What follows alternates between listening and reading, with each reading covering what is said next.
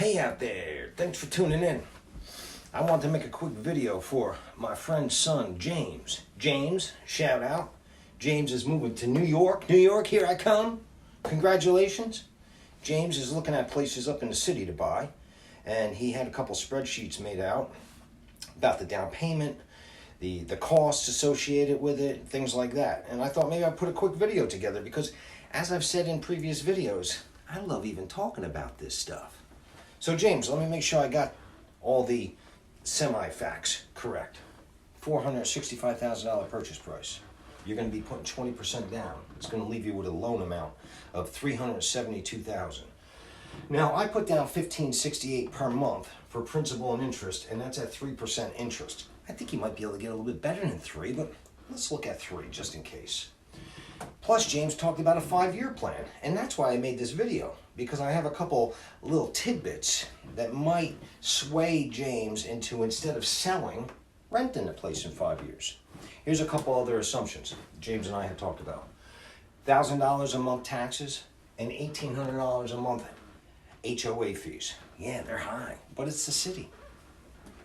First, I talked a little bit to James about the tax benefits of owning a piece of property when you're living in it. Not as a rental, but when you're living in it. Now, again, I'm making some assumptions here, James. I'm assuming that you're in a 30% tax bracket. You might be in a higher one, and if you are, the end result is going to be even higher. But if you have about $23,000 in write-offs, that's $1,000 a month in taxes, and roughly $920 a month in interest that you'll be paying on the mortgage. Totals up to about $23,000.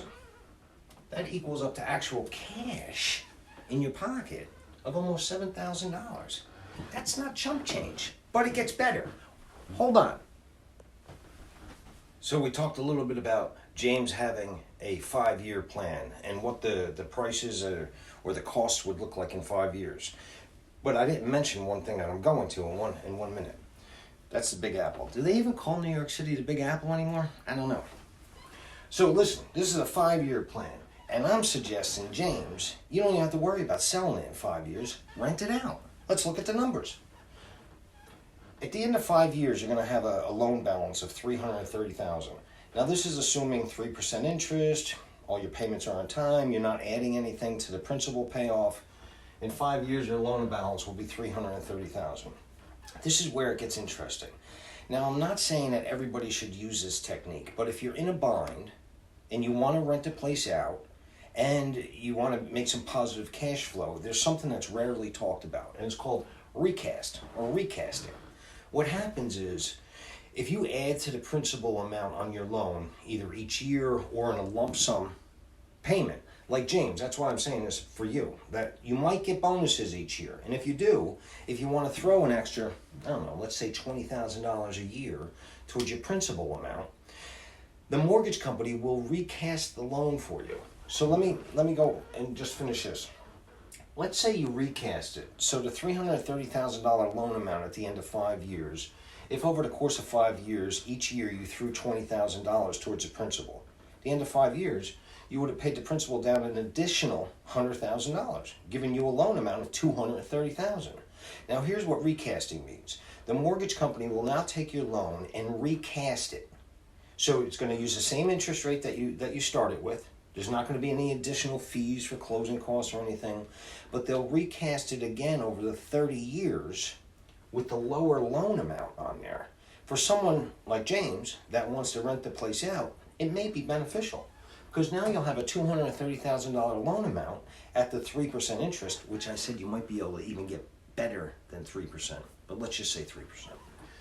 That would only be $970 a month principal and interest.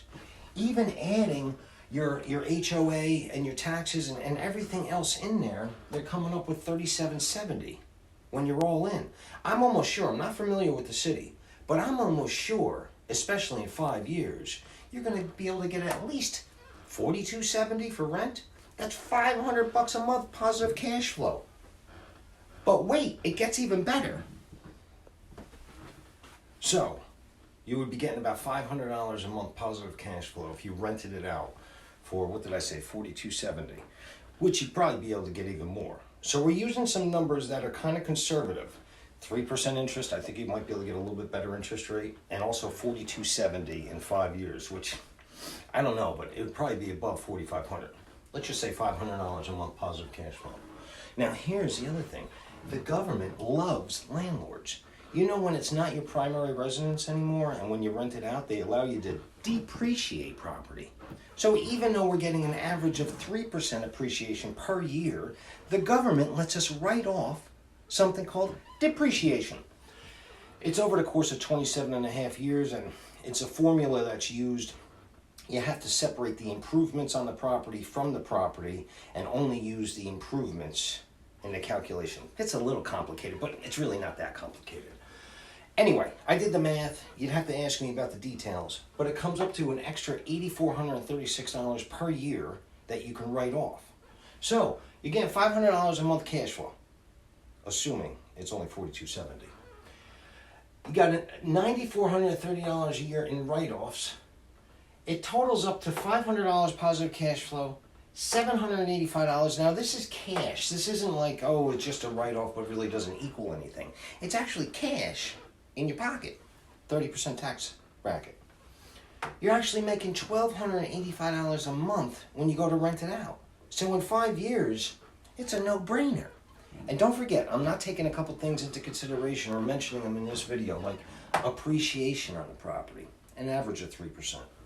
The cash out opportunities. In 5 years, if you wanted to, you can actually get a HELOC on it, or if interest rates are better, which I doubt they're going to be, you can get some cash out, a whole bunch of different things. So, here's what I want you to take from this. In 5 years, you're going to be in an awesome position. You're not going to be forced to sell. I'm almost sure that it's going to appreciate quite a bit. You're going to be in a position to get some positive cash flow, and you're going to be on your way to another place. Good luck.